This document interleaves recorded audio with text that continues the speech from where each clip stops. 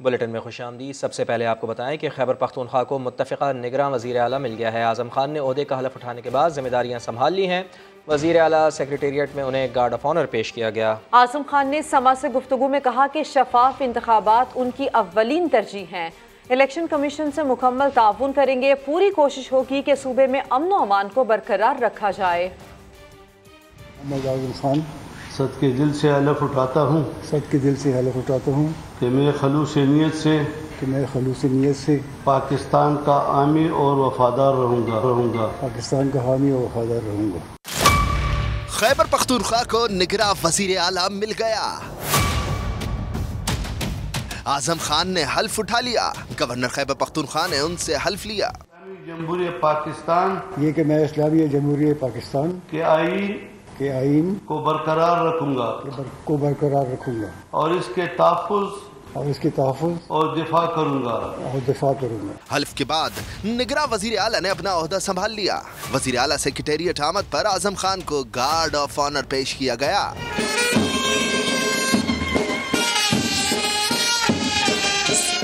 आज़म खान ने शफाफ इंतखाबात को अव्वलीन तरजीह करार दिया। कहा सूबे में अमन व अमान बरकरार रखने की पूरी कोशिश करेंगे। इनकी मेहरबानी है, ये सबने कंसेंसस के ऊपर नाम किया हुआ है। हमारा तो ये रोल है कि उनको support, administrative support, law and order, ये सब उनको कंप्लीट सपोर्ट देना। बेसिक फंक्शन तो यही है गवर्नमेंट का। ये उम्मीद करेंगे कि फेयर ऑफ इलेक्शन हो जाए इंशाल्लाह। खैबर पख्तूनख्वा के निगरां वज़ीर आला का नाम बगैर किसी बहस और तकरार के अपोजिशन और हुकूमत ने मुत्तफ़िक़ा तौर पर मंजूर किया था। निगरां वज़ीर आला के नाम की समरी मंजूरी के लिए गुज़िश्ता रात गवर्नर हाउस भिजवाई गई थी, जिसे गवर्नर ने मंजूर करके आज़म खान के बतौर वज़ीर आला तकर्रुर का एलामिया जारी किया। पंजाब का निगरां वज़ीर आला कौन होगा? इलेक्शन कमीशन ने इजलास कल तलब कर लिया है। वज़ीर आला पंजाब चौधरी परवेज़ इलाही और अपोजिशन लीडर हमजा शहबाज के तजवीज़ करदा 2 नाम कमीशन को मौसूल हो गए हैं। इलेक्शन कमीशन एक नाम फाइनल करके गवर्नर को भेजेगा। इस्लामाबाद से जुल्करनैन इकबाल की रिपोर्ट। तख्ते लाहौर के निगरान हुक्मरान का तकर्रुर करीब आ गया। इलेक्शन कमीशन परवेज इलाही और हफ्जा शहबाज की तरफ से भिजवाए गए 4 नामों में से एक का इंतखाब करेगा। चीफ इलेक्शन कमिश्नर ने बड़े सूबे के मुतालिक बड़े फैसले के लिए 22 जनवरी को शाम 6:30 बजे इजलास तलब कर लिया। वज़ीर आला पंजाब परवेज इलाही ने अहमद नवाज सुखेरा और नवीद अकरम चीमा के नाम भिजवाए, जबकि अपोजिशन लीडर हमजा शहबाज ने वज़ारत आला के लिए अहद चीमा और मोहसिन नकवी के नाम तजवीज़ किए हैं। पंजाब असम्बली की पार्लिमानी कमेटी निगरान वज़ीर आला के लिए एक नाम पर मुत्तफिक नहीं हो सकी थी, इसलिए मामला इलेक्शन कमीशन को भिजवाया गया। इलेक्शन कमीशन ने 4 शख्सियात के प्रोफाइल तैयार कर लिए, जिनमें इनकी काबिलियत और कारकर्दगी की तफसीलात शामिल हैं। Secretary election commission 4 profile chief election commissioner की ज़ेरे सदारत इजलास में पेश करेंगे। इलेक्शन कमीशन निगरान वज़ीर आला पंजाब के लिए एक नाम फाइनल करके गवर्नर को भिजवा देगा। जुल्करनैन इकबाल, समा, इस्लामाबाद। और तख्ते पंजाब की जंग के लिए वज़ीर आज़म शहबाज शरीफ ने लाहौर में डेरे डाल रखे हैं। पार्टी रहनुमाओं से निगरान सेटअप, इंतखाबी उम्मीदवारों और टिकट्स की तकसीम पर मुशावरत की। चीफ सेक्रेटरी और IG पंजाब से सूबे में तरक्याती मंसूबों और अमन अमान की सूरत हाल पर भी बातचीत की। अब्बास नकवी रिपोर्ट करेंगे। पंजाब की सियासी सूरत हाल और निगरान सेटअप। वज़ीर आज़म के एक हफ्ते से लाहौर में डेरे। मुलाकातों और मशवरों का सिलसिला जारी है। शहबाज शरीफ ने मुशावरती इजलास की सदारत की। वफाकी वजीर साद रफीक, सुलेमान शहबाज और दीगर रहनुमा शरीक हुए। निगरान सेटअप, इंतखाबी उम्मीदवारों और टिकटों की तकसीम पर बात हुई। चीफ सेक्रेटरी अब्दुल्ला सुंबल और IG पंजाब आमिर जुल्फिकार ने भी वजीर आजम से मुलाकात की और सूबे में जारी तरक्याती मंसूबों और अमनो अमान की सूरत हाल से मुतल्लिक ब्रीफिंग दी। जर्मन प्रेस फेडरेशन का वफ्द भी वजीर आजम से मिला। शहबाज शरीफ का कहना था, हुकूमत आजादी सहाफत को मुल्क में शफाफियत और एहतसाब के लिए कलीदी अहमियत देती है। वजीर आजम ने वजारत इत्तलात को जर्मन प्रेस फेडरेशन से मिलकर तरबियतगाह के कयाम के लिए पब्लिक प्राइवेट पार्टनरशिप पर काम करने की हिदायत भी की। अब्बास नकवी, समा, लाहौर। और अब आपको ये बताएं कि ख्वाजा आसिफ के खिलाफ हरजाना केस में इमरान खान ने शौकत खानम अस्पताल के फंड्स की निजी हाउसिंग मंसूबे में सरमायाकारी का एतराफ़ कर लिया। पैसा किस मंसूबे में लगाया, चेयरमैन PTI को नाम तक याद नहीं। इस्लामाबाद से आदिल तनोली की report. District and session court Islamabad में इमरान खान के ख्वाजा आसिफ के खिलाफ 10 अरब रुपए हर्जाना केस की समाअत एडिशनल सेशन जज उम्मीद अली बलोच ने की। चेयरमैन PTI की जमान पार्क से वीडियो लिंक के जरिए पेशी। शौकत खानम अस्पताल के फंड्स की निजी हाउसिंग प्रोजेक्ट में सरमायाकारी से मुतालिक बड़ा एतराफ कर लिया।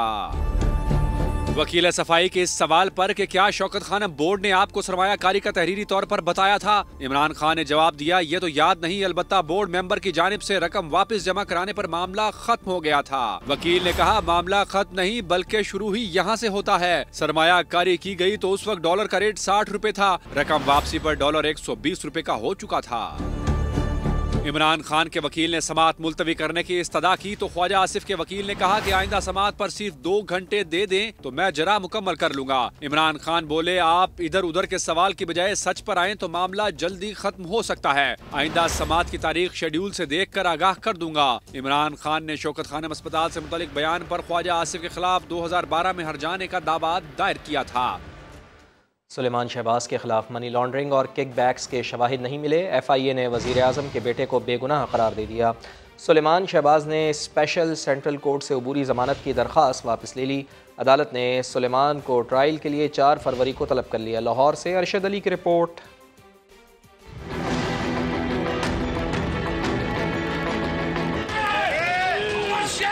वज़ीर आज़म शहबाज शरीफ के साहबजादे सुलेमान शहबाज की मनी लॉन्ड्रिंग केस में अबूरी जमानत की मियाद खत्म होने पर स्पेशल सेंट्रल कोर्ट में पेशी। दौरान समाअत FIA ने सुलेमान शहबाज और ताहिर नकवी की हद तक चालान जमा कराया, जिसमें कहा गया कि मुलजमान के खिलाफ मनी लॉन्ड्रिंग और किक बैक्स के शवाहिद नहीं मिले। सुलेमान शहबाज और ताहिर नकवी ने अबूरी जमानतों की दरख्वास्तें वापस ले ली।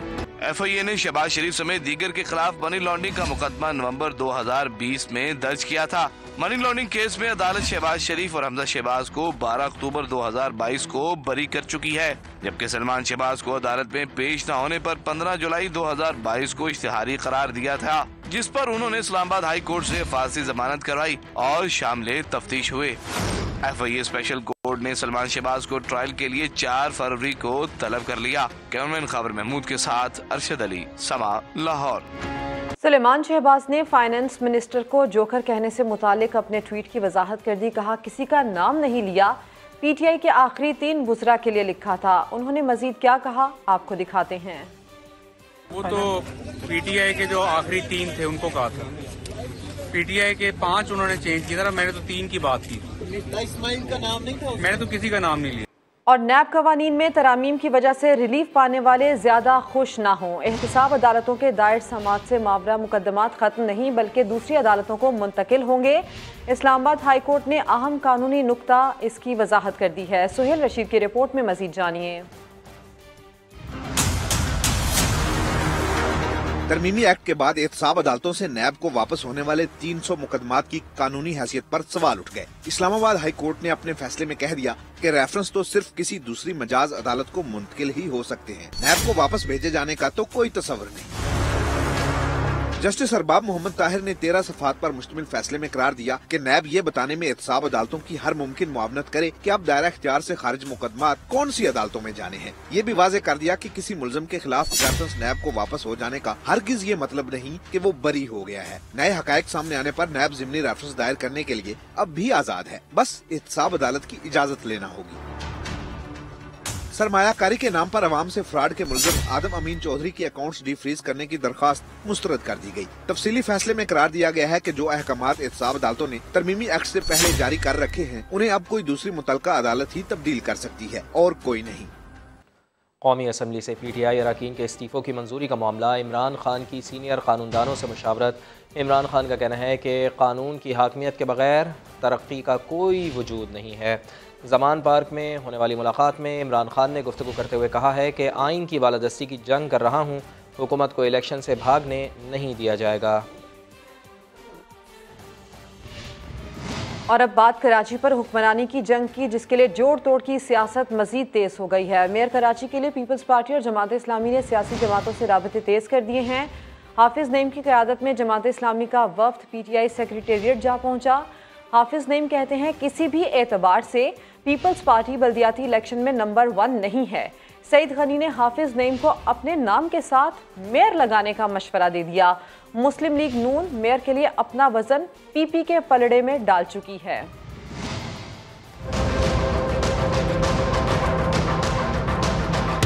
बल्दियाती इलेक्शन के बाद मेयर और डिप्टी मेयर के लिए पीपल्स पार्टी और जमात इस्लामी ने सियासी जमातों से राब्ते तेज कर दिए। हाफिज नईमुर रहमान की क़यादत में जमात इस्लामी का वफ़द PTI सेक्रेटेरिएट जा पहुंचा, जहां साबिक वफाकी वजीर अली जैदी की सरबराही में वफ़द ने मुलाकात की। उस पार्टी की जो नंबर पोजीशन अगर होती ना, यकीन करें तो मुझ में हमारी पार्टी में इतना हौसला है कि हम उनको मुबारकबाद भी देते और उनसे ये कहते कि भाई हम आपके साथ जाएं ना जाएं, आप मेयर बनाएं। ये फैसला तो अब तक है कि मेयर के अलावा हम जो है ना कंप्रोमाइज़ नहीं करेंगे। तहरीक इंसाफ और जमात इस्लामी के दरमियान फॉर्म 11 को असर-ए-नौ देखने के लिए मुश्तरका कमेटी बनाने पर भी इत्तेफाक हुआ। 40 के करीब यूनियन काउंसिल ऐसी हैं जिसमें हम समझते हैं कि हमारे मैंडेट को चुराया गया।